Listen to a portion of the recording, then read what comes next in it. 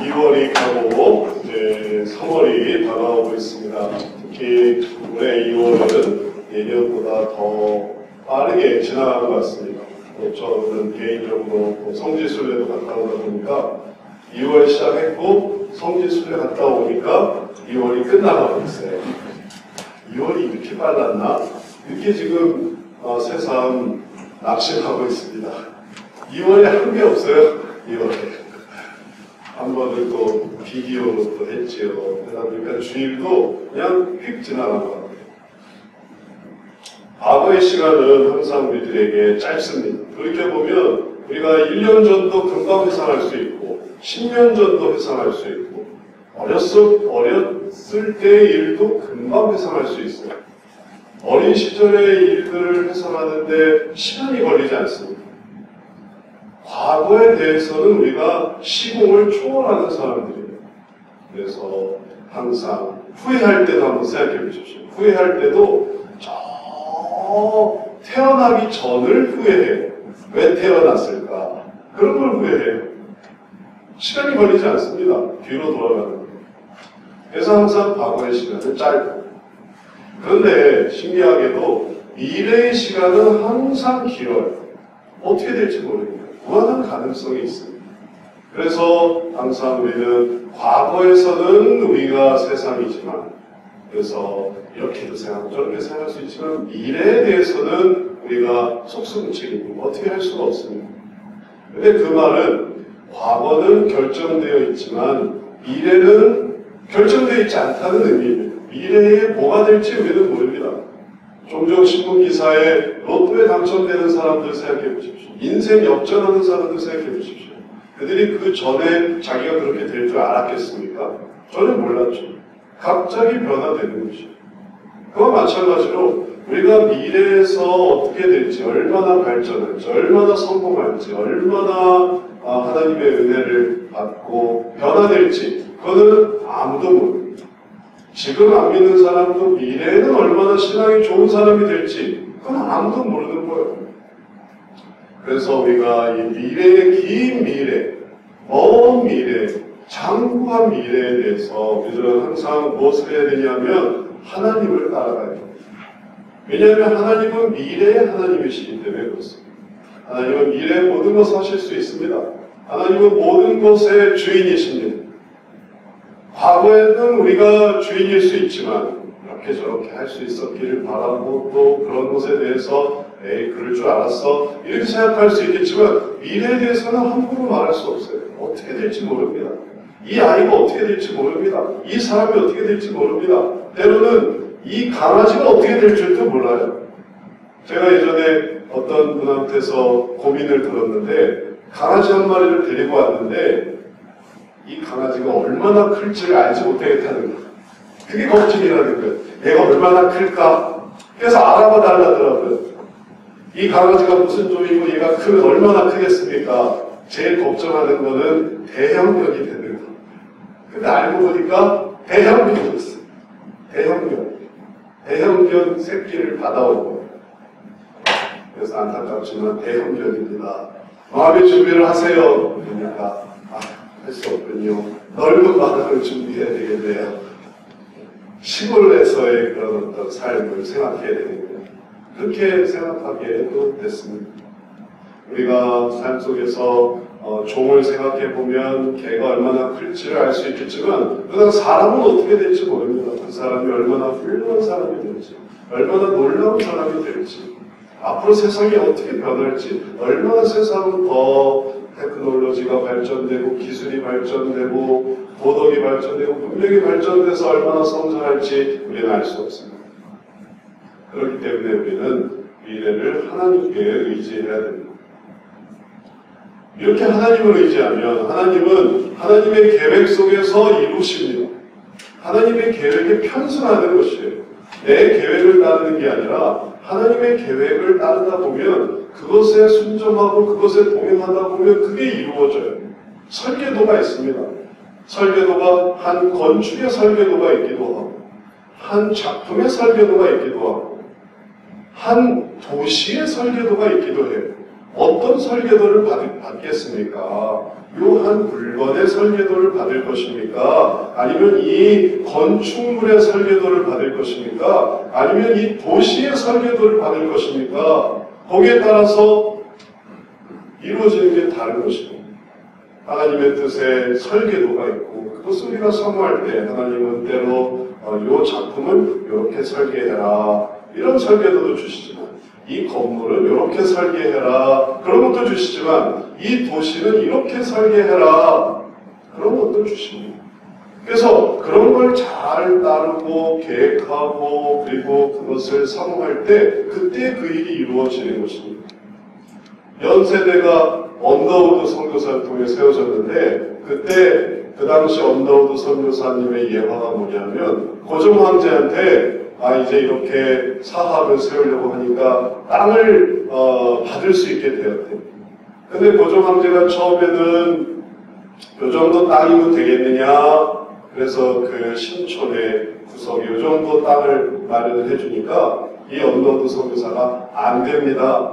택도 없습니다. 그랬대요. 그럼 도대체 얼마만의 땅이 필요하면 되겠느냐?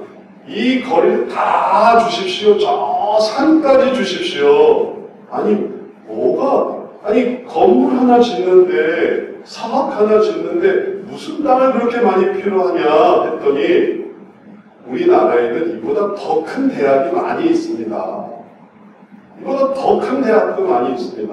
이제 이 나라에 이러한 대학을 세우려면 이러한 땅이 부족합니다. 그런 땅을 있어도 부족합니다.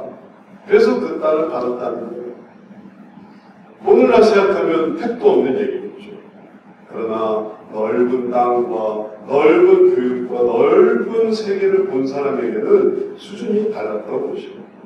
우리도 마찬가지입니다. 하나님의 뜻 안에서 우리가 우리의 세계와 우리의 사고방식으로 하나님께 무엇인가를 구하고 생각한다면 하나님은 아니다 얘야 하늘의 별과 바다의 모래를 봐라 내 계획은 너 계획보다 더 크다 그렇게 말씀해 주세요.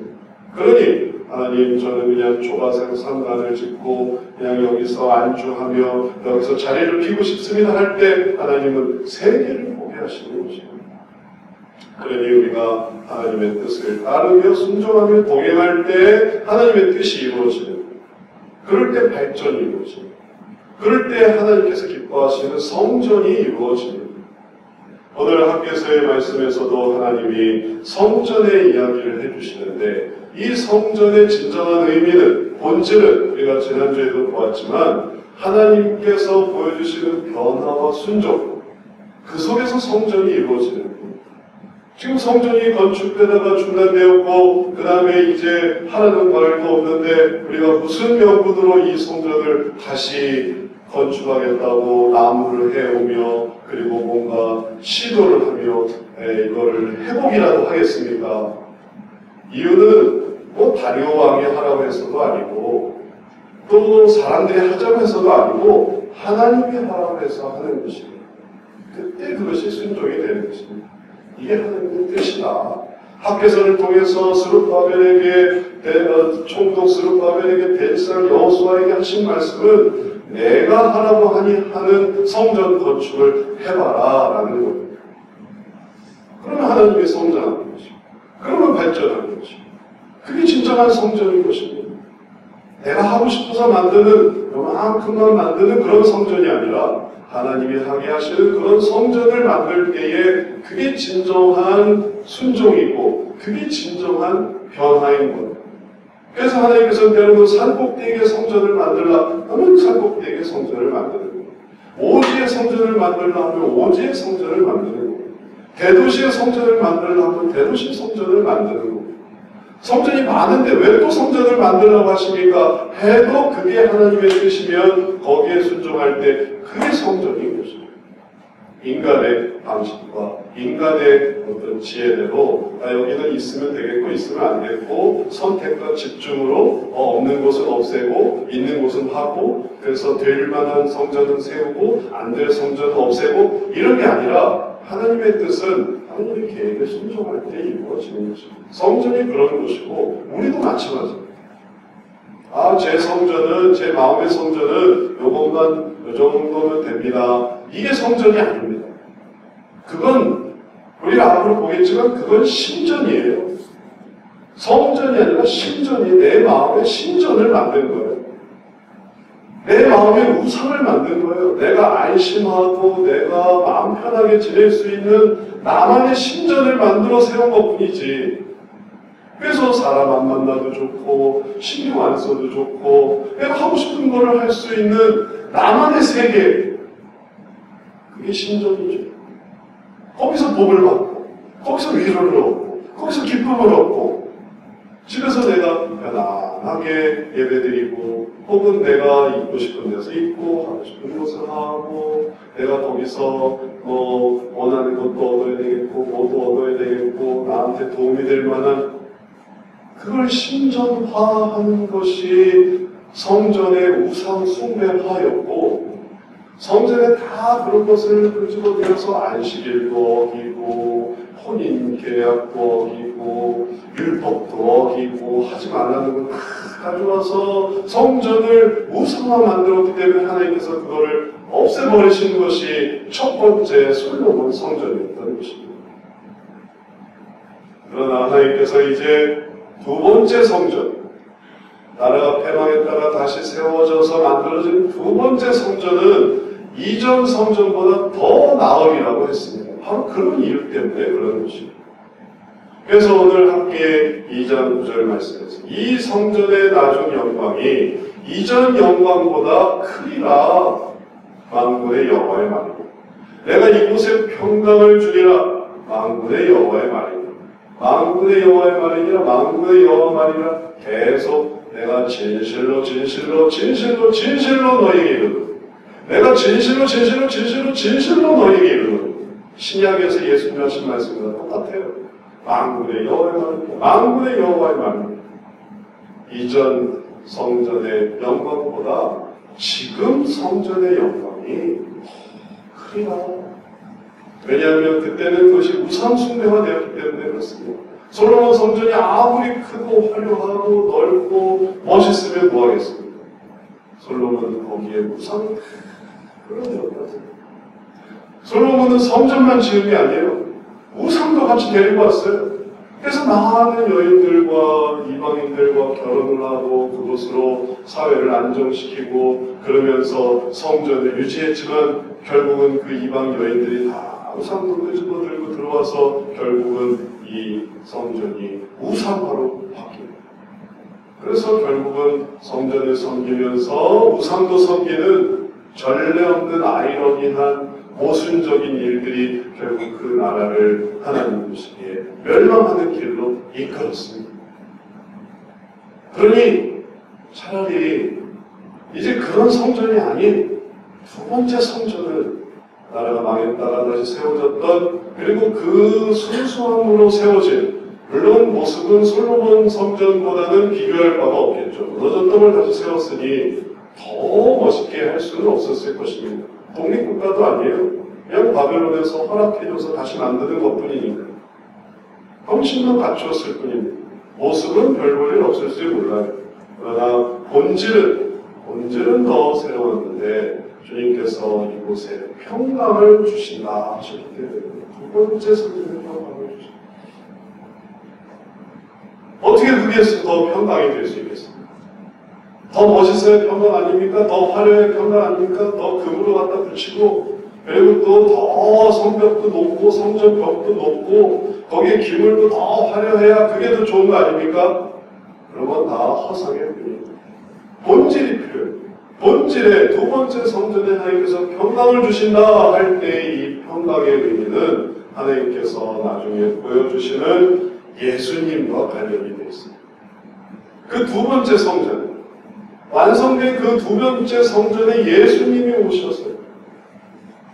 예수님이 오셔서 예수님이 이 성전을 자기 육체로 보여주십니다. 그러니 과거의 솔로몬의 성전이 그 다음에 패망 이후에 만들어졌던 성전이 이제 예수님과 교차되면서 그러면서 성전이 뭘로 되냐면 예수님화되고 그 예수님이 이제 신약에서 더 이상 성전 개념이 아닌 이제 교회 개념. 그리고 예수님을 따라가는 사람들의 온전한 모습인 에클레시아와 교회와 그리고 각 사람의 마음에 생겨지는 그 성전의 모습으로 이렇게 변화되어져 가는 그것은 하나님께서 보여주는 더 큰 영광이었던 것입니다. 점차 물질적인 것에서 만들어져 있고 고착되어 있고 그리고 또 유형화되어 있던 신앙이 점차 무형화되면서 하나님의 나라에 가까워져 가는, 그러니 이것이 영광스러운 것입니다. 이전 영광보다 이후 영광이 더 컸던 것입니다. 이제 이것을 우리가 기억하고 그런 것이구나, 원리가 그런 것이구나, 인간 역사상 성경 6,000년의 역사 속에서 우리들이 앞으로 가야 하는 길은 보이는 것에서 또 보이지 않는 것으로 하나님의 나라로 가는 과정이구나. 로켓을 쏘아 올릴 때 이 3단 로켓이 있고 위에 위성이 있는데 이 위성을 올리기 위해서 1단 로켓, 2단 로켓, 3단 로켓 분리하고 그 다음에 위성 하나만 남는 거예요. 그러면은 그게 이제 비생산적이니까 다른 방식도 고안해냈지만 그 전에 로켓 방식은 이걸 다 버리는 거예요. 1단 로켓 분리해서 버리고 2단 로켓 분리해서 버리고 3단 로켓 분리해서 버리고. 그럼 그게 왜 손해인가 하지만 위성을 쏘아 올리기 위해서, 위성 하나를 올리기 위해서 그 모든 것이 필요했던 것처럼 하나님께서 예수님을 닮아가는 사람들을 만들기 위해서 어떻게 이끌어 가시는가 보십시오. 아브라함과 이삭과 야곱과 에녹은 그럴 필요가 없었어요. 하나님과 동행하는 사람이었으니까. 하지만 그러한 신앙을 민족에게, 인류에게 전해주시기 위해서 누구나 다 에녹이 될 수는 없으니까, 누구나 다 아브라함이 될 수는 없으니까 하나님께서 성전을 통해서 이렇게 바꾸어 가셔서 마침내 하나님의 백성으로 만들어 가시는 하나님의 과정은 우리가 따라가야만 하는 과정입니다. 보이지 않는 이러한 변화의 과정, 본질을 찾아가는 변화의 과정은 우리가 따라가야만 하는 과정입니다. 보이는 것에 흔들리면 그걸 따라갈 수가 없습니다. 보이지 않는데요, 더 화려해야 되는데요, 하나님은 이렇게 변화돼서 마치 컨베이어 벨트 속에 물건이 이렇게 완성되고 그 다음에 나중에 포장되어서 딱 나오는 것처럼 이렇게 벨트에 따라서 제품이 올라가야 되는데 그걸 거부하고 저는 뒤가 좋은데요 하고 뒤로 돌아간다면 그러면 또 발전이 되지 않습니다. 자동차가 라인에 따라서 조립돼서 나중에 딱 완성이 돼서 나오려면 그 라인을 계속 따라가야 되는데 그걸 자꾸 뒤돌아간다면 계속 문 붙이고 계속 도장만 하고 계속 엔진만 붙이고 있고, 그러면 그거는 발전이 되지 않는 것입니다. 우리의 모습이 하나님의 성전화 되어져 갈 때 그런 과정을 차곡차곡 다음 단계를 잘 받아들이면, 그러면 그 속에서 본질적인 부분이 형성되는 것입니다. 교회도 마찬가지죠. 예전에 교회 다닐 때와 지금의 교회 다닐 때가 틀림없이 다릅니다. 예전에는 호기심에, 분위기에, 혹은 뭔가 인도감에, 왜 나이가 들어서 그걸 또 따라가지 않지 않습니까? 더 이상 초코파이 준다고, 혹은 파티한다고, 인간관계로 그렇게 갈 수가 없습니다. 그럼 이제 발전된 거죠.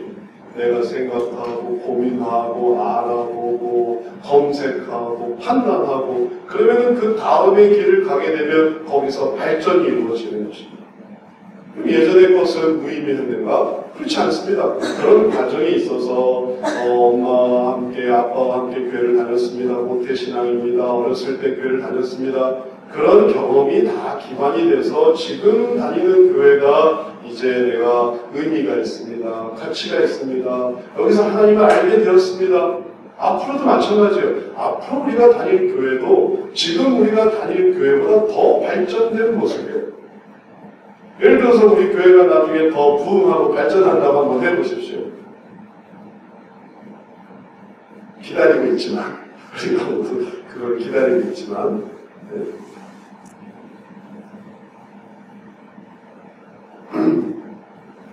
우리 교회의 소망과 비전에 대해서 열심히 얘기를 해요. 언제 될지는 모르지만 우리에게 꿈이 있고요, 비전이 있고요, 땀도 있습니다. 하나님이 허락만 하시면 됩니다. 그런 걸 생각할 때 그때 우리들에게 주어지는 여러 가지 필요성, 문제 많은 사람도 많고 더 도와줘야 될 사람도 많고 이렇게 해야 되고 저렇게 해야 되고 그럴 때 그런 걸 우리가 마다하고 아유 우리 못하겠습니다. 아유 이제 이런 건 도저히 못하겠습니다. 이제는 좀 작은 교회 할래요. 작은 교회. 만약에 교회가 커졌는데 즐거운 상상이지만 교회가 커졌는데 아유 우리는 작은 교회가 더 좋습니다. 그럼 그건 발전이 아닌 거죠. 왜냐하면 교회의 모습은 순종이니까.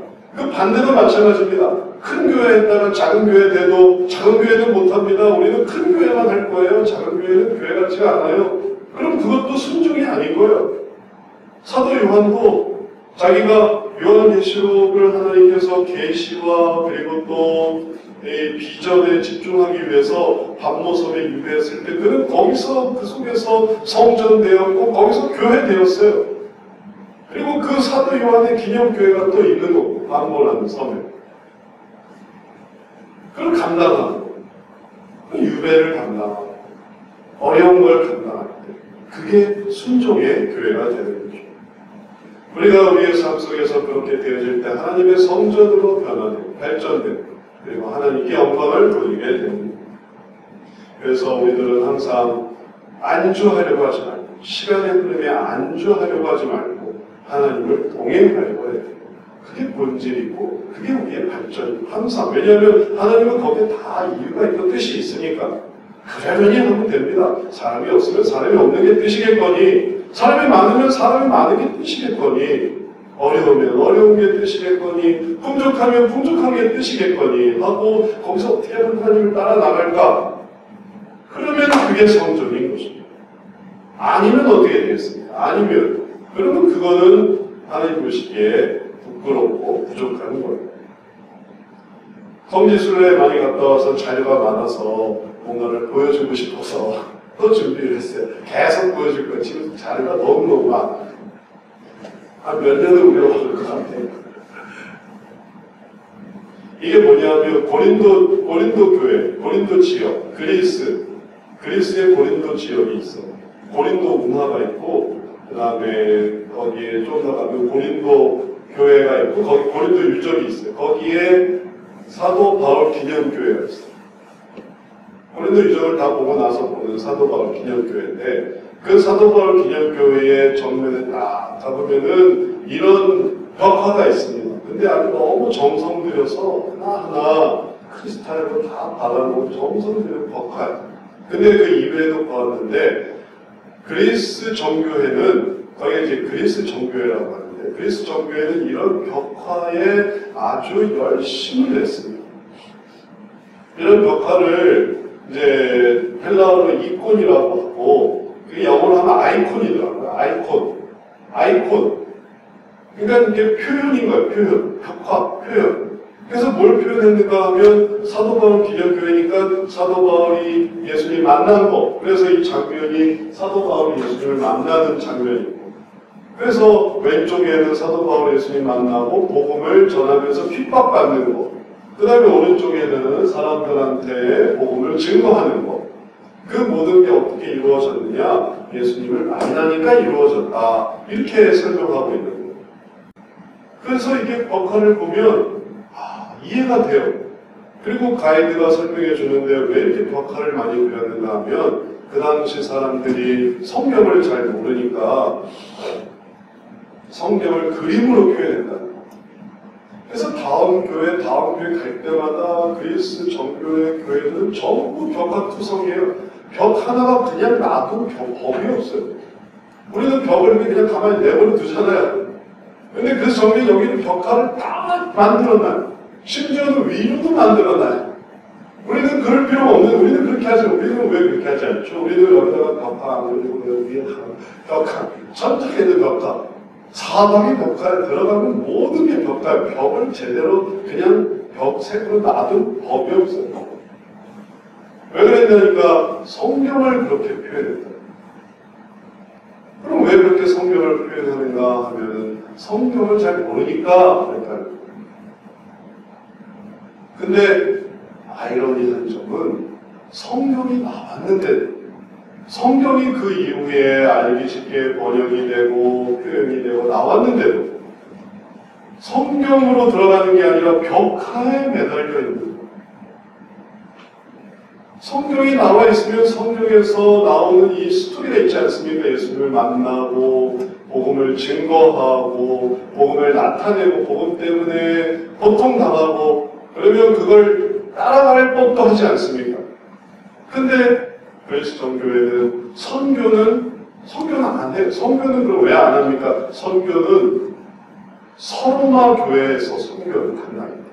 동로마 교회는 전교회의 전신인데 그냥 신앙생활 그 자체에만 열심을 다녔다는 거예요. 그러니 성경에 나와 있는 하나가 그건 저 교회에서 하는 겁니다. 우리는 그런 거 안 해요. 왜냐면 우리는 우리가 하고 싶은 걸 하니까요. 우리 동로마 교회는 열심히 성경 연구하고 성경 연구에 벽화 연구에 전문인 사람들이지 선교하고 복음 전파하고 교회를 세우고 이런 건 다른 교회에서 하는 얘기입니다. 그러니까 우리가 그리스도 정교에 대해서 모르죠. 그리고 그리스도 정교회 사람도 성경에 대해서 모르죠. 벽화만 알지 성경은 모르니까 삶 속에서 복음을 증거하고 복음에서 정신대로 살고 그리고 또 그 복음을 위해서 또 생활하고 이런 건 없는 거예요. 어떻게 했던 것만 있지. 서신서가 이러한 행동만 보여주는 게 아니었습니까? 에베소서, 빌립보서, 골로새서, 고린도전서, 고린도후서가 계속해서 보여주는 것이 무엇입니까? 사랑에 대해서, 부활에 대해서, 성례에 대해서, 삶에 대해서 어떻게 살아갈 것인가에 대한 생활에 대해서 그래서 계속 말해주는데 근데 안타깝게도 벽화에만 매달려 있으니 유적일 뿐이에요. 유적지도 해외 유적지일 뿐이에요. 이제 우리도 그렇게 될까 두려운 면이 있습니다. 우리도 만약에 우리는 이것만 합니다. 우리는 이것만 하는 사람들이에요. 그러나 하나님이 순종하라고 하실 때 우리도 때로는 선교를 하고 우리도 또 때로는 또 해외에 나가봐야 됩니다. 우리도 때로는 지방에 가봐야 되고 우리도 때로는 봉사를 하기도 우리도 때로는 이것도 저것도 하라고 주님께서 그런 인도하고 주실 때 우리가 만약 우리는 익숙한 거 하는 사람들입니다 라고 한다면 그럼 우리가 진짜 성전입니까? 우리가 진짜 하나님의 복음에 하나님의 본질에 순종의 모습에 따라가는 사람들일까? 도태되는 사람들일 수밖에 없습니다. 그렇다고 그리스도 정교회가 이단이냐 그런 건 아니지만 하여튼 우리가 잘 모르는 종교예요. 예수 그리스도를 다 고백하고 또 신앙적으로 삼위일체를 고백하고 그런데 참 잘 몰라요. 그 사람들만의 리그예요. 우리가 그렇게 되지 않도록 오늘 말씀을 우리들에게 얘기해 주십니다. 밖에서 2장 5절 말씀에 보면 너희가 애굽에서 나올 때 내가 너희와 언약한 말과 나의 영이 계속하여 너희 가운데 머물러 있나니 너희는 두려워하지 말지어다. 하나님이 계속 함께 계시다.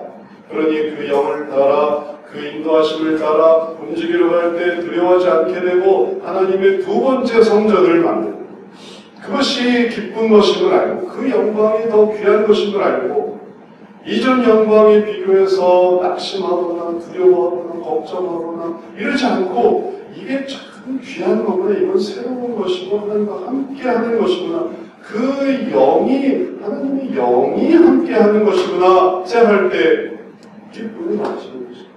두려움이 사라지는 것입니다. 나라가 있어야 되지 않습니까? 또 규모가 있어야 되지 않습니까? 걱정하지 마라. 너희들 나의 영이 있다. 그게 평강의 근원이 되는 그런 삶에 그런 사모하는 마음에 예수 그리스도가 메시아로 오시는 것이죠. 이제 우리들이 새롭게 만들어지는 두 번째 성전의 의미는 하나님의 예비하심 때문에 더욱 영광스러워지는구나. 이거를 마음속에 새겨야 되겠습니다. 항상 두 번째 성전, 항상 다음의 성전, 미래의 성전, 하나님이 만드실 새로운 나의 성전, 우리의 성전, 하나님의 성전을 바라볼 때 그게 더 영광스럽구나. 이전의 성전은 새로운 성전을 위해 준비한 것이구나 하려고 할 때 그 속에서 하나님과 동행하게 됩니다. 그리고 그 동행함은 하나님이 풍성하신 하나님이니까 얼마든지 새롭게 하실 수 있습니다. 하나님이 약속해 주십니다. 만군의 여호와가 이같이 말합니다. 조금 있으면 내가 하늘과 땅과 바다와 육지를 진동시킬 것이고 또한 모든 나라를 진동시킬 것입니다. 모든 나라의 고배가 이르리니 내가 이 성전의 영광이 충만하게 하려 만군의 여호와의 말입니다. 은도 내 것이 금도 내 것입니다. 만군의 여호와의 말입니다. 하나님이 세상을 진동시키십니다. 하나님의 은과 금이 다 주의 것이어서 하나님이 이걸 이루시는구나. 이걸 생각할 때 성도들이 믿는 주의 백성들이 하나님께서 행하신 일들을 사모하고 거기에 소망하며 나아가게 됐다는 것입니다. 신약에서도 그러한 일들이 있었습니다. 아까 우리가 봤던 그 벽화가 있던 지역이 어디냐면 고린도라고 해서 고린도. 아볼로가 고린도에 있을 때에 고린도에 있었어요. 그 고린도 지역에서 바울은 윗지방으로 다녀 에베소에 와서 어떤 제자들을 만나라는 장면이 있어요. 그러니까 고린도에 국한하지 않고 에베소라는 곳을 간 거예요. 에베소가 사실은 이 윗지방이라고 했지만 이 바다 건너야 되거든요. 바다 건너가는 그 에베소의 장면인데 이 에베소의 바다 건너 장면에서 그들이 보는 것이 무엇인가 하면 정말 새로운 문명을 만났어요. 거기에 펼쳐지고 그 당시 이게 로마 문명이라는 건 이탈리아 로마에만 로마 양식이 세워진 게 아니라 고린도도 로마 양식이고 그리고 고린도가 그리스 지역이거든요. 그리스를 세워하십니다. 근데 바다 건너 터키 지역 터키의 이제 터키 서부인데 그리스로 보면 이제 동쪽인 거죠. 거기에 보면 또 에베소라는 곳이 있었어요. 거기가 터키 지역입니다. 거기도 또 놀라운 로마 문명으로 아주 유명한 곳이었습니다. 그래서 그 당시에는 이게 이제 그 이후에 이제 바다가 형성이 돼 여기까지가 다 바다예요. 여기까지. 바닷물이 다 이렇게 들어왔거든요. 좀 나중에 이제 바닷물이 밀려가면서 그러면서 지각변동으로 그 다음에 이제 인간 이제 1000년, 2000년 전이죠. 그래서 이제 바닷물이 밀려가고 뻘들이 형성되고 모기가 형성되면서 도시가 도저히 마비되면서 이제 문명이 없어졌는데 그 전에는 여기가 모든 상인들이 모이고 배가 가까우니까 항구로 그래서 많은 사람들이 여기에 와서 여기가 이게 난전이에요. 난전. 에베소 지역, 에베소 문명의 난전. 모여서 상인들이 물건을 파는 곳인 거예요. 근데 여기에 바울이 왔다는 것이죠. 그리고 여기에서 복음을 증거했어요. 주의 성전이 고린도에만 머물러 있던 것이 아니라 에베소에 확장되어 에베소에서 또 성도들을 만나서 거기서 또 놀라운 일들이 하나님의 교회가 형성되는 놀라운 일들이 이루어졌던 것입니다. 아무것도 없이 어떻게 그런 일들을 이룰 수 있었습니까? 사도 바울이 무슨 재주가 있어서 그런 일을 이룰 수 있었겠습니까? 한다면 사도 바울이 한 게 아니죠. 아까 우리가 보지 않았습니까? 은도 내 것이요 금도 내 것이다. 내가 이 세계를 진동시킬 것이다. 하나님의 것이죠. 그거 하나 믿고 그가 발전을 향해 복음을 전파하고 또 하나님의 나라를 향해 나아가니까 여기에서 또 교회가 형성되고 성도들이 생겨나고 그리고 하나님의 은혜가 전파되게 된 겁니다. 새로운 일들이 이루어진 것이죠. 두 번째 성전도 마찬가지였습니다. 예수님이 방문하셨던 그 성전, 그리고 온전한 성전 되신 그 예수님, 그리고 이 성전을 3일 안에 허물나 내가 다시 세우리라 하셨던 그 예수님. 그 예수님이 만드신 새로운 세계, 그 세계가 바로 우리가 알게 된 복음의 세계입니다. 그러니 지금도 마찬가지입니다. 그때는 그렇게 전파되고 확장되는데 지금은 중단되고 혹은 또 이제 우리는 여기서 이제 가만히 천국만 기다리면 됩니다. 이게 아니에요. 왜냐하면 우리 삶 속에서도 확장되어져야 되고 발전되어져야 될 부분이 많으니까. 우리가 먼 도시를 가자는 얘기가 아닙니다. 갈 때가 되면 가는데 우리의 삶에서도 마찬가지죠. 그리스도를 믿었던 많은 사람들의 이 초기의 생각이 그리스도를 믿으면 발전하고 그리스도를 믿으면 성장하고 그리스도를 믿으면 하나님께로부터 영광을 나타낸다. 그게 얼마나 믿는 사람들을 뜨겁게 했는지 모릅니다. 그래서 80년대, 90년대, 2000년대 교회의 성장은 바로 그 그리스도를 믿고 변화되는 각자의 삶 속에서 생깁니다. 그래서 예수님 믿고 사람들이 다 사회 지도층이 되고 또 중산층이 되고 또 때로는 기업을 세우고 기업이 발전하게 되고 그래서 때로는 믿음의 기업이 나오기도 하고 그런 모든 일들을 우리가 생각해보면 하나님을 마음에 모시고 그리고 따라갈 때 발전되고 그리고 그것은 항상 다른데 안주하거나 아니면 여기가 좋사오니 자리를 피거나 아니면 이제 내가 뭘로 즐겨볼까 내가 이제 거기서 이제 나를 좀 즐길 때가 되지 않았나? 그러면서 이제 엉뚱한 방향으로 빠져서 뭔가 탐닉하고 쾌락을 추구하고 그러지 않고 아니면 영광을 위해서 아니면 발전을 위해서 이렇게 나아가다 보니까 거기에 하나님의 은혜와 축복이 바라니까 또 하나님도 주시고 그렇게 우리가 얻게 돼요. 지금도 마찬가지입니다. 그래서 우리가 여기서 하나님의 새로운 성전이 되고자 하고 하나님께서 이루시는 일들을 내가 따라가고자 하면 지금보다 나은 새로운 세계가 우리를 기다리고 있습니다. 2월보다 나은 3월이 우리를 기다리고 있습니다. 올해보다 나은 내년이 우리를 기다리고 있습니다. 변화된 성전으로서의 모습으로서 나와 그리고 변화된 성전으로서의 우리 가족과 변화된 성전으로서의 우리 교회가 하나님이 만들어주신 미래 속에 있습니다. 누가 없다고 장담하겠습니까? 나는 절대 그런 성전이 될 수 없어요. 자신한 사람이 누가 있어요? 그러고 싶은 사람 아무도 없죠. 내가 그렇게 되기를, 우리 가족이 그렇게 되기를, 또 우리 교회가 그렇게 되기를 이 모두가 다 바라지 않습니다.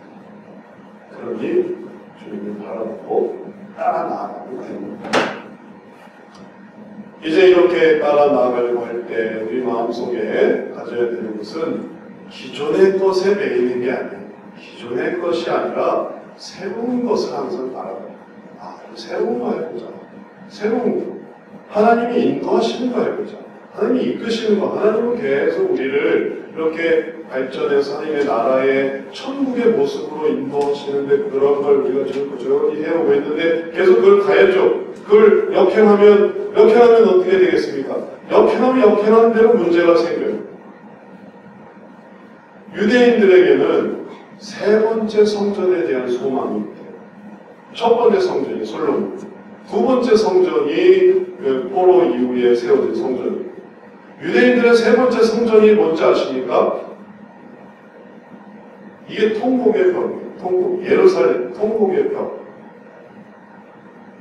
로마 침공 때 이제 로마의 티투스 황제가 다 이 성전을 무너뜨리고 요거 벽 하나만 남겼거든요. 여기 이제 그 예루살렘 성전의 마지막 남은 한쪽 벽, 서쪽 벽이에요. 서쪽 벽. 서쪽 벽이니까 이 다음 너머가 사실은 성전이 있던 곳이죠.